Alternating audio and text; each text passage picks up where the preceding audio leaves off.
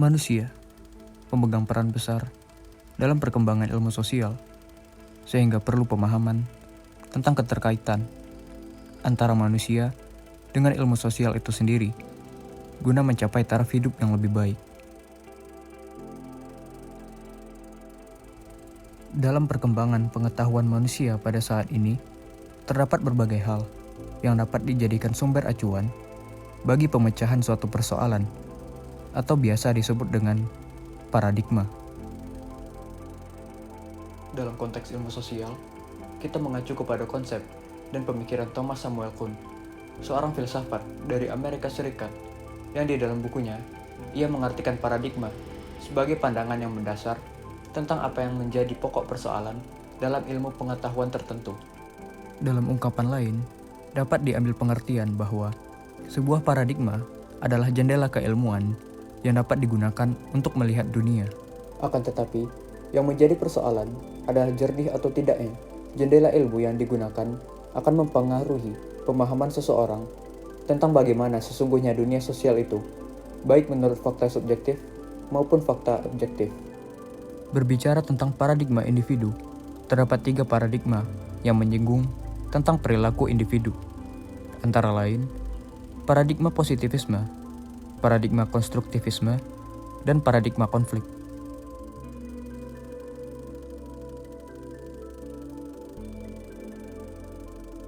Paradigma ini bisa disebut juga dengan struktural fungsional. Paradigma yang muncul pertama kali ini berbicara mengenai hakikat atau kenyataan. Tokoh positivisme seperti Auguste Comte mengartikan positivisme sebagai cara pandang dalam memahami dunia berdasarkan realitas. Ia percaya bahwa realitas yang ada di luar sudah diatur oleh hukum dan kaidah-kaidah tertentu secara universal. Pada konteks individu, Talcott Parsons, seorang sosiolog asal Amerika Serikat, menjelaskan fenomena yang terdapat dalam teori struktural fungsional, yang mana pokok persoalan yang dikaji adalah adanya keteraturan sosial dalam masyarakat. Ia juga mengkaji tindakan sosial yang rasional atau bisa disebut dengan sukarela.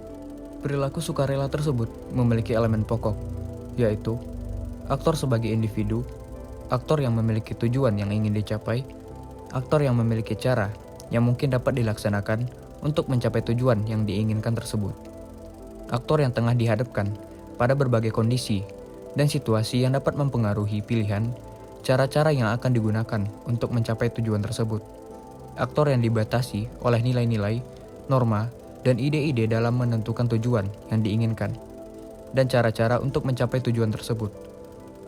Perilaku termasuk bagaimana aktor mengambil keputusan tentang tata cara yang akan digunakan untuk mencapai tujuan setelah dipengaruhi oleh ide dan situasi kondisi yang ada.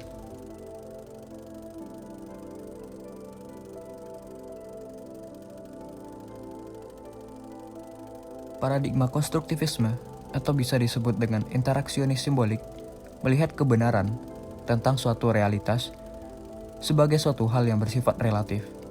Artinya, kebenaran realitas sosial tergantung pada individu, pelaku sosial sebagai pelaku tindakan sosial. Kebenaran atau realitas dunia sosial merupakan hasil interaksi dari sesama pelaku sosial. Oleh karena itu, keunikan dari tiap individu menjadi kunci dalam menjelaskan fenomena sosial. Subjektivitas individu berperan dalam pencaharian kebenaran, bukan objektivitas. Dalam paradigma ini, cara yang dipakai untuk mengetahui kebenaran realitas sosial adalah cara dialektis, yang lebih menggali informasi lebih dalam dengan metode kualitatif. Secara umum, ada 6 proporsi yang dipakai dalam konsep interaksi simbolik, yaitu perilaku manusia mempunyai makna di balik yang menggejala. Pemaknaan kemanusiaan perlu dicari sumber pada interaksi sosial manusia.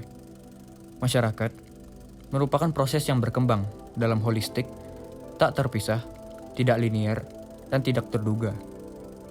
Perilaku manusia itu berlaku berdasarkan penafsiran fenomenologik, yaitu berlangsung atas maksud pemaknaan dan tujuan, bukan didasarkan atas proses mekanik dan otomatis.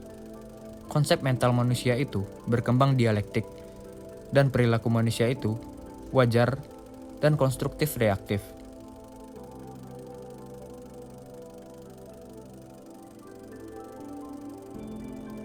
Paradigma konflik bisa disebut juga dengan paradigma kritis.